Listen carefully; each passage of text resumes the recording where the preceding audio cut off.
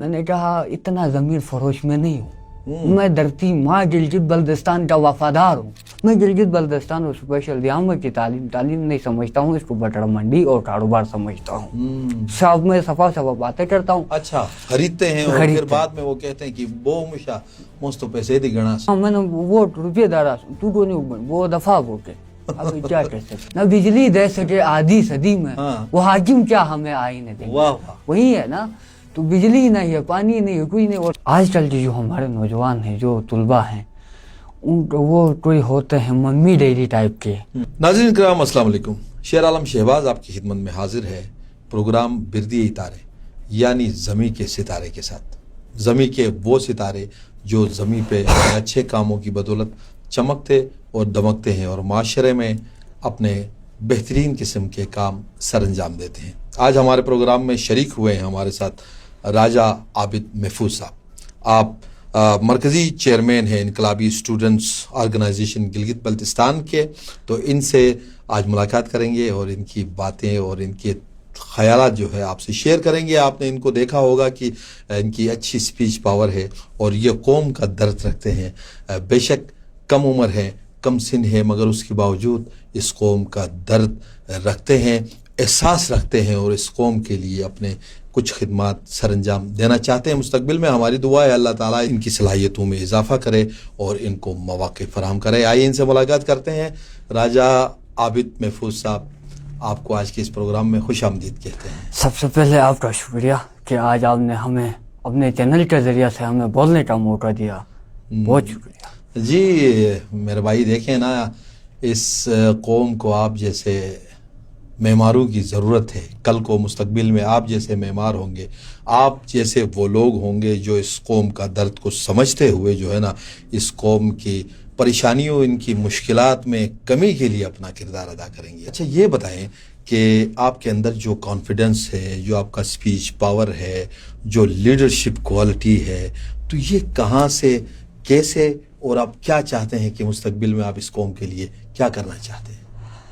دیکھیں، سب سے پہلے آپ نے کہا کہ آپ کے اندر جو کانفیڈنس ہے اسپیچ کی، یہ خدا داد صلاحیتیں ہوتی ہیں، اللہ کی طرف سے دی ہوئی صلاحیتیں ہوتی ہیں واقعی. تو اور دوسری بات اسپیچ کا جو بولنے کا انداز، یہ کافی لوگ کہتے ہیں کہ خان صاحب کی طرح یہ کاپی کرتا ہے کوئی کو. کیا مجھے آج تک یہ بھی معلوم نہیں ہے کہ میں خان صاحب کی طرح بولتا ہوں، میں کیا چیز ہوں. اچھا آپ ان سے انسپائر تو نہیں ہے کہیں؟ ان کی باڈی لینگویج سے کہیں؟ نہیں، وہ باڈی لینگویج سے انسپائر ہے، لیکن میں اس کی کاپی نہیں کر رہا. اچھا، میری انداز ہی اس طرح. آپ کا اپنا انداز؟ ہاں، اپنا انداز. اچھی بات ہے. اور باقی یہ جو جذبہ ہوتا ہے ہمارے اندر، یہ قوم کی درد، قوم کا احساس اور تکلیف، دھرتی ماں کے ساتھ محبت ہونے کی وجہ سے یہ ہمارے اندر جذبات اور اخلاص ہوتا ہے. بہت اچھی بات ہے، بہت اچھی بات ہے. تو آپ جو ہے نا، آپ نے جیسے کہ آپ مرکزی چیئرمین ہیں انقلابی اسٹوڈنٹس آرگنائزیشن کے، تو انقلابی اسٹوڈنٹس آرگنائزیشن کا مطلب کیا ہے کہ آپ کون سا انقلاب یا کون سی وہ بڑی تبدیلی اور اس معاشرے میں کیا چاہتے ہیں آخر آپ؟ ہم انقلابی لفظ جو لوگ صرف سنتے ہیں تو یہ کہتے ہیں یہ کوئی ملکی انقلاب. یہ دیکھیں، ہم تعلیمی انقلاب لانا چاہتے ہیں. گلگت بلتستان اگر ترقی کر سکتا ہے یا اگر آگے جا سکتا ہے یا اس قوم کے اندر باشعور قوم بن سکتی، یہاں امن ہو سکتا ہے، تو وہ واحد بنیاد جو ہوتی ہے وہ ہماری تعلیمی ہوتی ہے. باقی تعلیمی تو آپ کو پتہ ہے گلگت بلتستان میں، تو میں گلگت بلتستان اور اسپیشل دیامہ کی تعلیم نہیں سمجھتا ہوں، اس کو بٹر منڈی اور کاروبار سمجھتا ہوں. صاحب میں صفا باتیں کرتا ہوں. اچھا، باقی اس تعلیم کے لیے میں جدوجہد کر رہا ہوں، قوم کا درد رکھتا ہوں. طلباء، غریب طلباء، یتیم طلباء، اور جو طلباء کے اندر ہمارے طلباء کے اندر جو پوٹینشل، جو صلاحیتیں ہیں، وہ ہمارے طلباء کو اگر تعلیم دیا جائے تو یہ دنیا کا مقابلہ کریں گے. لیکن بدقسمتی یہ ہے کہ یہ بھی ایک قبائلی علاقے کی طرح ہمیں تعلیم سے بہت دور رکھا گیا ہے، پر افسوس کے ساتھ. اچھا، آپ انقلاب کا مطلب یہ ہے کہ آپ تعلیمی انقلاب لانا چاہتے ہیں. یہ تو بہت اچھی بات ہے کہ آپ جو ہے نا تعلیم کے لیے، خاص کر کے آپ کا تعلق چلاس سے ہے. تو چلاس میں تعلیم کے حوالے سے آپ کیا کہنا چاہیں گے؟ وہاں پر جو تعلیمی جو صورتحال ہے، جو سرکاری اسکول یا کالجز ہیں، ان کی حالت کیسی ہے؟ جو وہاں پر تعلیمی نظام ہے، کیا وہ اس سے آپ مطمئن ہیں؟ دیکھیں، چلاس جامع کی جو تعلیم ہے اس میں 1% مطمئن نہیں. चलास डियामे के अंदर वाहिद एक स्कूल है जिसको तालीमी इदारा कहा जाता है, आर्मी पब्लिक स्कूल, उसको तालीमी इदारा कहा जाता है। बाकी गवर्नमेंट इदारे और बाकी प्राइवेट इदारे जो स्कूल के नाम से बने उनको मैं तालीम नहीं कहता हूँ, टाइम पास और बटड़ा मंडी और कारोबार समझता हूँ। अच्छा, वो कारोबार समझता हूँ। बाकी बदकिस्मती ये है कि मैं आज खुल के बात करूँ, मैं हमेशा खुल के बात खुल के बात मैं हमने अपने दिल के जो हमारे जज्बात हैं, जो आपके तखयलात हैं, उनको आपने सामने मैं खुला आदमी हूँ, मैं खुल के बात कर। बाकी बदकिस्मती ये है कि हमारे दियाम के जो चार कैंडिडेट है, 4 मेंबर हमारे, इन्होंने आज तक तालीम के ऊपर बात नहीं की, आज तक उन्होंने सेहत के ऊपर बात नहीं की, आज तक नौजवानों के रोजगार के लिए बात नहीं की। इनका तो कारोबार है, ये भी एक कारोबार है पॉलिटिक्स से। ये कैसे पैसे जलाते हैं, कौमियत लाते हैं, सिस्टम लाते हैं, कौमियत पे वोट लाते हैं, पैसे दे के वोट लाते हैं, क्या करते हैं असम्बली में आके जब आवाम आपके उसके पास जाती है, ये मसाइल है, तालीमी मसाइल है, सेहत मसाइल, कहते हैं हम आपको वोट दे के पैसे दे के लाए, खरीदा है आपको, किस चीज की? तो इससे आज तक न दियामर तरक्की कर सका है और न करेगा। हाँ, अब दियामर का माशरा भी चेंज हो सकता है, तो मैं यह चीखता हूँ बुनियादी हक तालीम में। तालीम जब हमारे पास होगी, हमारे लोगों के अंदर शऊर होगा, दर्द होगी, एहसास होगी, तो वो तालीमी इनकलाब की वजह से दियामर के अंदर क्या होता है, शऊर बढ़ता होता है, तब वो तरक्की के राह पे चल सकता है। बिल्कुल अच्छी बात है कि आपने सियासत की बात है, तो सियासतदान तो वहाँ पर पैसा खर्च करके वो मनसब एक हिसाब से खरीदते हैं और फिर बाद में वो कहते हैं कि वो हमेशा मुझ तो पैसे दी गणा। मैंने वो रुपये दारा तू को नहीं, वो दफा वो के अब क्या कह सकते। गिलगित बल्तिस्तान की अगर हम बात करें तो किस लीडर से और किस शख्सियत से आप मुतासिर हैं, इंस्पायर हैं और आप चाहते हैं कि मैं उनको फॉलो करूं और उन जैसा काम करूं? मैं गिलगित बल्तिस्तान में तुम्हें पहले भी बता चुका हूँ, कि मैं अभी बता रहा हूँ कि मैं गिलगित बल्तिस्तान के एक अजीम लीडर हमारे कायदे मोहतरम जनाब नवाज खान नाजी को मैं फॉलो करता हूँ, और मैं गिलगित बल्तिस्तान के लोगों को यही पैगाम करता हूँ कि एज अ लीडर, उस तरह के लीडर अगर गिलगित बल्तिस्तान में पैदा होंगे या इधर मौजूदा सतह पे होंगे तो गिलगित बल्तिस्तान बेहतरी के। अच्छा, आप नाजी साहब फॉलो करें। अच्छा, आप नाजी साहब जिस हिसाब से काम कर रहे हैं, जिस हिसाब से वो चल रहे हैं, आप उसको ठीक समझते हैं, दुरुस्त समझते हैं? देखें, इस वक्त नवाज खान नाजी अकेला है, अकेले बंदे क्या कर सकता है? कैसे अभी तो आपकी तालीम चल रही है, आप पढ़ेंगे इंशाल्लाह मुस्तकबिल में, आपने जाहिर है अभी से जो आपने अपनाया हुआ है इसी शोबे को लेकर और इसी को लेकर आपने आगे बढ़ना होगा ना।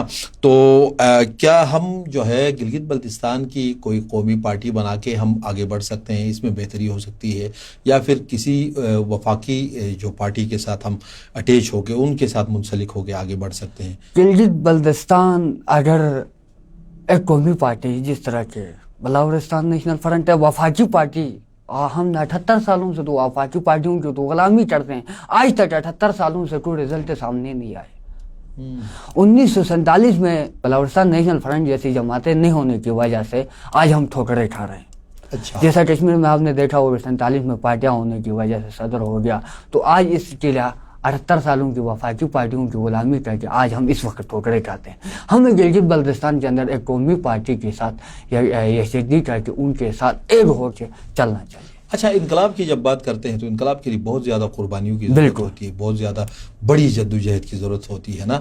तो क्या ये बेहतर नहीं होगा कि हम मुफाहमत करके उनके साथ अच्छे अंदाज में लीगल तरीके से और कानूनी चाराजोई को इस्तेमाल करते हुए हम आगे बढ़ें? तो ये बेहतर नहीं होगा, ताकि वफाक से हमें कुछ फंड्स भी लेने पड़ेंगे और इलाके की डेवलपमेंट के लिए भी कुछ हमें सोचना पड़ेगा यहाँ, ताकि कोई कामकाज हो, अस्पताल बने, स्कूल बने, कॉलेज यूनिवर्सिटी हो, तो इसके लिए फिर वफाक से ताउन तो लाजमी होता है, फिर उसके लिए क्या करें? देखें, इनकलाब सख्ती मानता है। इनकलाब इस तरह घर में बैठ के चौकों पे ला के जज्बाती नारों से इनकलाब नहीं आता।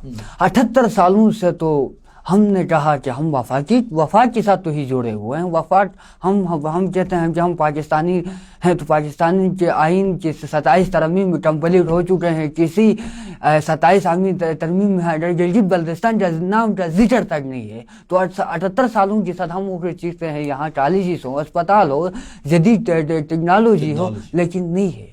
लेकिन इस 78 सालों से आपने देखा, मैंने देखा, हमारी नस्लों ने देखा, तो 78 सालों से हमारा कोई रिजल्ट नहीं निकला है। वफाक से बजट सिस्टम तो 78 सालों से नहीं मिला है, तो अब क्या मिलेगा? बिजली नहीं है, नहीं बिजली दे सके आधी सदी में, वो हाकिम क्या हमें आईने देंगे? वही है ना। تو بجلی نہیں ہے, پانی نہیں ہے, کوئی نہیں, وہ 78 سالوں سے بجلی پانی نہیں دے سکے. تو وہ اتنی بڑی ہمیں تھوڑی کالجز دیں گے, جدید ٹیکنالوجی دیں گے, ہمیں قومی یکجہتی کی طرف جانا ہوگا, اس طرف جانا ہوگا. جی. اچھا, تو آپ سے تو بہت سارے بچے جو ہوتے ہیں وہ ابھی آپ خود کم عمر ہیں اس حساب سے, بالکل. تو بچے تو آپ کو دیکھتے ہوں گے, آپ کو کئی ایسے ہوں گے جو آپ سے انسپائر ہوں گے, آپ کو فالو کریں گے, کل کو راجہ عابد جیسا بننا چاہیں گے بچے, تو ان کو آپ کیا چاہتے ہیں کہ آپ وہ کس ڈگر پر وہ چل پڑیں تو اس قوم کے لیے بہتری ہوگی؟ دیکھیں آج کل جو ہمارے نوجوان ہیں, جو طلباء ہیں, وہ کوئی ہوتے ہیں ممی ڈیڈی ٹائپ کے, کوئی ہوتے ہیں دوسرے ٹائپ کے. تو مجھے دیکھتے طلباء کہتے ہیں کہ ہم یہ ممی ڈیڈی والا کام چھوڑ دیں گے, ہم آپ کی طرح بننا چاہتے ہیں. چلاس میں اور گلگت میں دوسرے علاقوں میں جاتا ہوں تو یہی کہتے ہیں. میں کہتا ہوں کہ اگر بننا ہے مستقبل میں گلگت بلتستان کے, اگر آپ کوئی کرنا چاہتے ہیں تو آپ تعلیم پہ فوکس کریں. اچھا, تعلیم آپ کی بنیاد ہے. تعلیم جتنا آپ ہوتا ہے فارغ بیٹھنے سے, تعلیم تعلیم تعلیم جو بھی سامنے آتا ہے پھر اس کو پڑھنا ہے. جتنا آپ اگر علم حاصل کر دیں گے اتنا ہی آپ کے لیے بہتر ہوگا. گلگت بلتستان کے اندر آپ کو پتا ہوگا نیو جنریشن کتنے دن بدن بگڑ رہی ہے. تو میں تو یہی چاہتا ہوں کہ ہر نوجوان, ہر طلبہ پڑھے.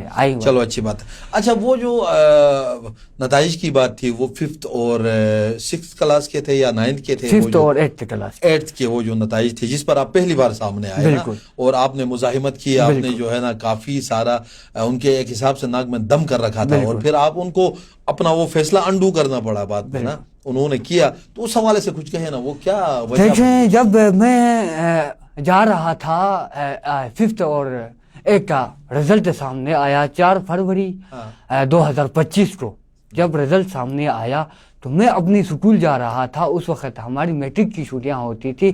جب میں سکول سے کوئی کام کے لیے وہاں گیا تو وہاں 5th اور 8th کے بچے رو رہے تھے اور کہتے تھے ہم سکول چھوڑ دیں گے. میں نے جا کے پوچھا مسئلہ کیا ہے. مسئلہ نے کہا ایک بچہ پاس ہوا ہے, باقی پوری 5th اور 8th فیل ہو گئے مل کے. تو بعد میں نے انٹرنیٹ پہ سرچ کیا تو پورا GB کا رزلٹ درہم مرہم تھا. مجھے آلریڈی پتا تھا کہ اس میں کوئی دال میں نے کچھ نہ کچھ تو کالا ہے. آلریڈی مجھے یہ کام میں سیریس تھا. جب وہ آئے گا تو میں بالکل سیریس ہو گیا. میرے نقطۂ نظر کے مطابق میں دیکھتا تھا تو وہ طلباء جذباتی ہو کے فیل ہو کے وہ کیا ہوتے ہیں, حوصلہ ہارتے ہیں. حوصلہ ہار کے وہ کیا کہتے ہیں, سکولوں کو چھوڑتے ہیں, تعلیم چھوڑتے ہیں, تو بدزن ہو جاتے ہیں. تو پھر میں نے طلباء کو کہا آپ حوصلے میں رہیں, اب ہم آواز اٹھائیں گے. طلباء نے کہا آپ آلریڈی میں گورنمنٹ سائنس اسکول کا ایک کمیٹی بنی ہوئی تھی, اس کا میں صدر تھا. تو وہ طلباء بھی مجھے بہت اس وقت سے پسند کرتے تھے. میں نے طلباء کے لوگ لے کے روڈ پہ آیا. اچھا, ہم نے وہاں DD صاحب بھی آیا, انہوں نے کہا مطالبات مان جائیں. میں نے کہا وہ جناب یہ مطالبہ پورا GB کا ہے, تم کس طرح حل کرو گے, تم تو ڈسٹرکٹ کے DD ہو, یہ مسئلہ GB کا ہے, سیکٹری کو بلاؤ, چیف سیکٹری کو بلاؤ, منسٹر ایجوکیشن کو بلاؤ, بیٹھیں گے.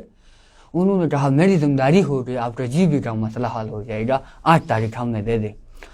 تو اس وقت ہماری جو تقریر تھی وہ لوگوں نے بڑی انٹرسٹلی ہائی لائٹ کیا. ہم گلگت بلتستان راجہ عابد صاحب جو ہے نا منظر عام پر آگے. تو اس کے بعد پھر میں صحافی برادریوں کا شکریہ ادا کرتا ہوں جنہوں نے ہماری موقف کو, ہماری آواز کو پوری پاکستان سطح تک پہنچا دیا. پھر 8 تاریخ کو میرے پاس ڈپٹی ڈائریکٹر سابقہ, اب وہ ریٹائر ہو چکے ہیں, ابھی director education Diamer Astore division آ گئے.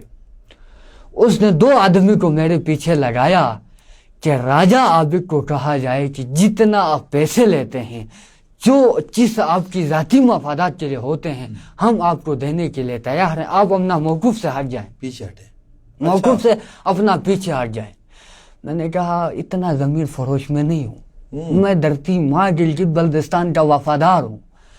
بہت میرے رشتہ داروں کو بھیجا, میرے یار دوستوں کو بھیجا, سسٹم کی جو کرنا چاہتا ہے, میں نے نہیں مانا.